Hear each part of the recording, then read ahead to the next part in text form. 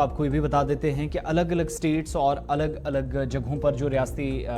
Assembly के जो इंतखाबात हुए उनमें रिजल्ट्स तो कल से आप गुलिस्तान न्यूज़ पर देख ही रहे हैं। लेकिन अगली खबर पर चलेंगे और अब आपको बताएंगे कि मुख्तलिफ रियासतों के अंदर 4 में से 3 भारतीय जनता पार्टी ने, जिनमें छत्तीसगढ़ के अंदर जहां पर कांग्रेस से सरकार छीनी, राजस्थान के अंदर सरकार छीनी और इसी तरीके से उसने मध्य प्रदेश के अंदर मोमेंटम गेन करते हुए दोबारा से सरकार बनाई। और जो कहा जा रहा था कि शायद अब रिवायत बदलेगी वो नहीं हो सका। लेकिन थोड़ा सा और आगे जाएंगे तो इसका असर अब मुल्क के मुख्तलिफ हिस्सों के अंदर होने वाली सियासत पर भी पड़ने लगा है, क्योंकि जो सूरत हाल इस वक्त बनी है उस पर भी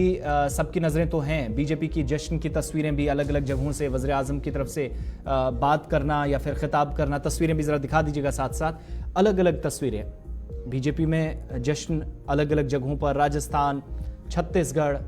और मध्य प्रदेश के अंदर, फिर दिल्ली के अंदर जो कुछ हुआ और कहा गया कि मोदी मैजिक एक बार फिर से चला, मोदी मोदी के नारे भी रात देर गए लगे और वज़ीर आज़म की तरफ से इस पर जो है वो बात भी की गई, रात देर गए तकरीबन आधे घंटे तक का खिताब किया। लेकिन जहां पर उन्होंने इन इंतखाबी नताइज को एक बार फिर से 2024 में यही सरकार दोबारा से बनेगी, एंट्री होगी, इसकी तरफ इशारा किया, तो वहीं दूसरी तरफ इंडिया ब्लॉक के लिए जिन्होंने परसों यानी 6 तारीख को एक और मीटिंग बुलाई है। और ये मीटिंग जब हुई, जब इसके लिए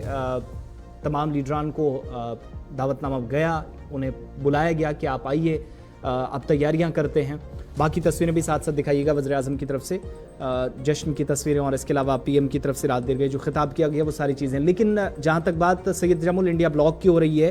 तो उमर अब्दुल्ला का जिस तरीके से कल रिएक्शन था, फिर कई बाकी पार्टी के लीडरान जो विद इन ब्लॉक का हिस्सा हैं उन्होंने सोशल मीडिया के ज़रिए एक बार फिर से कांग्रेस को ही टारगेट करना ज़रूरी समझा कि सब कुछ अगर ठीक रखी गई होती, या फिर जो अखिलेश यादव की तरफ से 1.5-2 महीने पहले बयान आया था जब इलेक्शन चल रहे थे, सीट शेयरिंग का मामला था, इन सारी चीज़ों पर बहुत बारीकी से काम करने की ज़रूरत है। और यहाँ तक कि एक तरह से इंडिया ब्लॉक के बहुत सारे लीडरान ने हाथ खड़े कर दिए, जिनमें उमर अब्दुल्ला भी शामिल है, जिनने सीधे तौर पर कह दिया कि ये सिचुएशन रही फिर हमारे लिए सभी दरवाजे बंद हैं 2024 के लिए भी।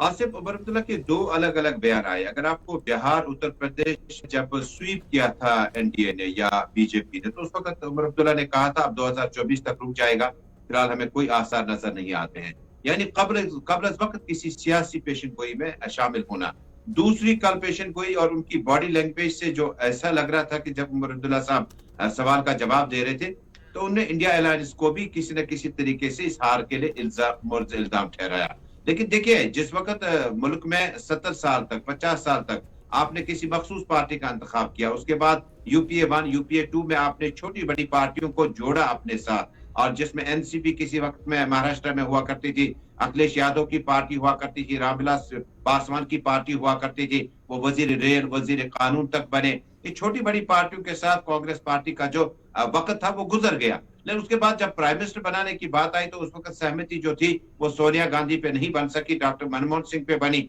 उस वक्त एतराजात थे कि शायद इटालियन बॉर्न लेडी को वजीर आज़म बनाना, उस मुल्क की जिस मुल्क ने इस आजादी की कुर्बानी के लिए अपनी जानों के नजराने पेश किए, इंग्लैंड के खिलाफ, अंग्रेजों के खिलाफ अपनी कुर्बानियां दे देकर, उसके बाद डॉक्टर मनमोहन सिंह को एक कमजोर वजीर आज़म के तौर पर माना जाता था। हालांकि इकोनॉमी में उनका जवाब नहीं है, उनकी ऑनेस्टी में, उनके स्टेटस में कोई फर्क नहीं है, लेकिन कंट्रोल जो था वो 10 जनपद में था। आहिस्ता आहिस्ता भारतीय जनता पार्टी ने घेर अप करके जम्मू कश्मीर की सरहदों से और उसके बाद मिजोरम और बाकी इलाकों की सियासत को मुल्की सियासत के साथ जोड़कर किसी न किसी तरीके से यूपीए 1 को निकाल दिया, यूपीए 2 को निकाल दिया। उसके बाद आहिस्ता आहिस्ता आकर सरकारें दूसरी नहीं बल्कि अब तीसरी टर्म में तकरीबन मोदी जो है वो हैट्रिक की तरफ गामजन है। लेकिन मुल्की सतह पर जब आपने कल इंतखाबात आसिफ देखे तो राजस्थान एक सरप्राइज था। राजस्थान में अशोक गहलोत का जिस तरह से काम करने का तरीका था, लेकिन सचिन पायलट के साथ डिस्टेंस मोड जो था वो कभी खत्म नहीं हुआ।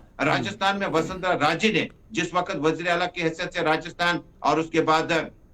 पिंक सिटी कहलाने वाला जयपुर, जिनके असेंबली सेगमेंट्स करीबन 50 के करीब है, उसके बाद अजमेर, उसके बाद बहुत सारे इलाके हैं जहां पर विकास हुआ और नगर निगम पालिका यानी म्युनिसिपैलिटी के इदारों को और ज्यादा मजबूत करने की कोशिश की। लेकिन मुल्की सतह पर चूंकि उतार चढ़ाव देखने को जरूर मिलते हैं, लेकिन कांग्रेस पार्टी का जो एग्जिट पोल के साथ एक हमदर्दी, एक एहसास शायद पैदा हुआ था कि शायद वो किसी हद तक रेस में है, लेकिन सिवाय तेलंगाना के आपने कांग्रेस पार्टी को